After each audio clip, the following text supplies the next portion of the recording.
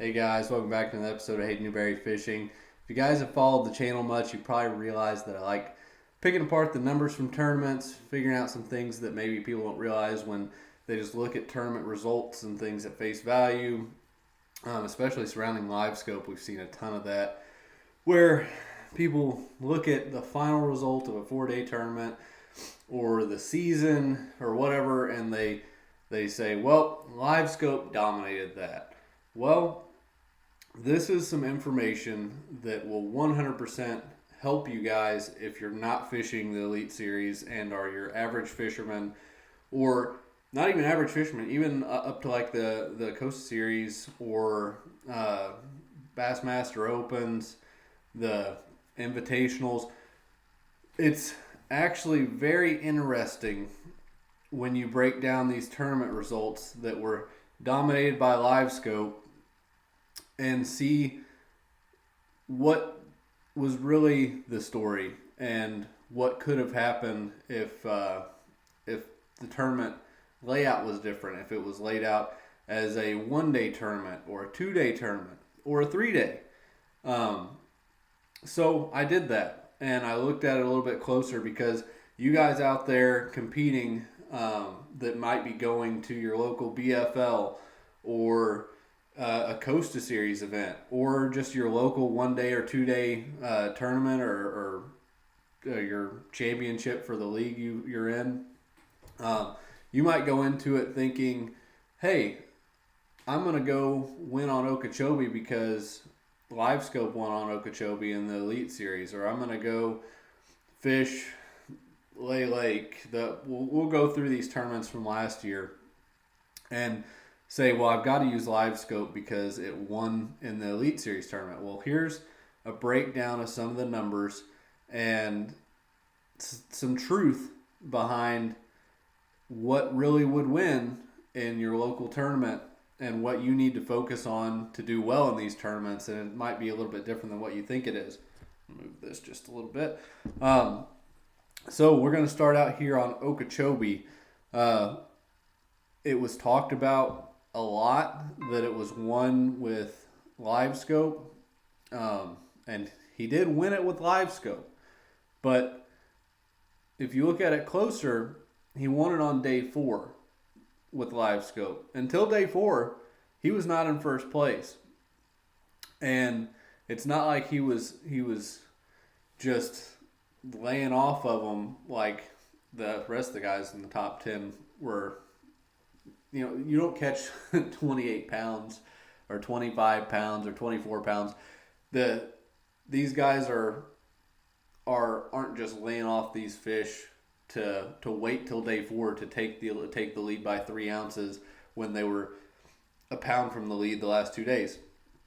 So he was in the top 10 like all the other guys in the top 10, where it was really not a lot of movement, really big time in that area. But if it was a 1-day event, Bernie Schultz would be the winner. And 2-day, I think Brandon Cobb might have held it the second 2 days. But Tyler Rivette didn't actually win Okeechobee until day 4. So if you're any other type of angler not competing in a 4-day tournament, which is very rare, mostly it's 4-dayers are reserved for Elite Series tournaments, Okeechobee wasn't won by Livescope. All the other guys weren't using it. There was talk of there was talk that Steve Kennedy was seeing them on beds in the grass with the. People misinterpreted that so bad, because in thick vegetation that comes up to the surface, like he was fishing that frog in, you cannot see out there to see like a fish on a bed. He was visually seeing holes in the grass that he was throwing his frog at. That you Livescope and stuff doesn't see through walls of grass. He was not Livescoping his fish. But anyway, we'll move on from Okeechobee because it just kind of keeps on going with kind of interesting things like that. I will say Seminole was an outlier of this group. Seminole, which it was eked out until later in the tournament, but Seminole was a matter of he had it to himself to live scope them. There was the air. It would have actually probably been a similar scenario to Okeechobee, except for Seminole just doesn't have as much real estate, shallow. So there were a lot of guys fishing the same water that hurt themselves, and then he was out there almost on his own fishing the deep standing timber and stuff. So Seminole was kind of the outlier where he actually led the tournament for I think 2 or 3 days of it. But again, not by a lot. He didn't lead at day one or anything. But then by the end of the tournament, he took it over. Anyway, on to Santee. Barely eked out by day 3 by Livescope. Sorry, my computer keeps deciding it's going to update during the middle of this. Anyway, Santee, 2-day tournament. Livescope didn't win. Absolutely not. Santee was led by people not using Livescope, and then on day 3, the lead was taken over by 3 ounces by a guy that was still fishing shallow, fishing around cypress stumps and stuff with Livescope though, and then he ended up winning the tournament. So for your average fisherman fishing a 2-day tournament like the majority or a 1-day, Livescope ain't gonna win it for you. It was just your standard. I think Matt Robertson really like a 1-dayer would have won it if I remember the numbers correctly. Just fishing a big swim bait and chatterbaits and stuff like that around the cypress stumps. So yet and again, that was another Southern tournament that was painted as this guy just dominated it with Livescope, and Livescope around cypress stumps is somehow just the end-all be-all on Santee. Maybe after 4 days, when you have an Elite Series field on a body of water, but for your typical weekend guys, you better not be doing that because you're going to lose to the guys that are just going and doing the same stuff that we did pre-Livescope. Then on to another one that Livescope won it, Lay Lake. Not until day 4, and he actually didn't win. He won by penalty. So it was another one that just painted as this big Livescope victory.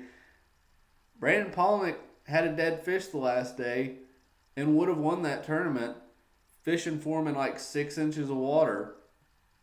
But because of that, it was one, not to overshadow that he did win the tournament, but Will Davis won using Livescope a lot, but because of a dead fish penalty.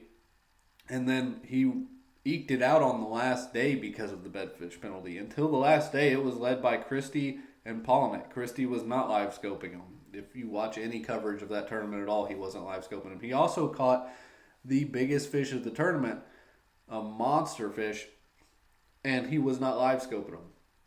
So again, if you are going to one of these tournaments with the idea of like looking at a Elite Series result and going, oh, Will Davis won at Livescope, and we probably are going to have to go out Livescope because even Christie and Brandon Polnick couldn't beat him when he was using Livescope. Well, Polnick did beat him, killed a fish on accident. Christie beat him for 3 days, and then on the last day got eked out by it. And also lost a giant one by the boat again. I think it was on the final day that probably would have won in the tournament. So if you take all these tournaments at face value, you have 4 Livescope victories here. But if you look closer, you have 4 Livescope losses in 1-day tournaments, 3 Livescope losses in 2-day tournaments, and then half of these were eked out on day 4. Santee was taken over on day 3 by Livescope, and then I think it was the second day is when he took over on Seminole. So none of these were 1-day victories for Livescope. So if you think you're going to go out and just be able to win some of these tournaments, excluding smallmouth tournaments, Livescope still dominates all the time. But these southern fisheries. Livescope still isn't necessarily the deal for your weekend warrior tournaments, stuff like that, or just going out and fishing for fun on Okeechobee. Livescope might not be the deal. It might be just going and doing what you've always done. If you go chase Livescope, you might, or most likely, are going to come up empty-handed because there's not 1,000 Livescope spots on Okeechobee by any means. Anyway, stay tuned for the next video, guys. Thanks for watching. Subscribe to the channel. Appreciate it.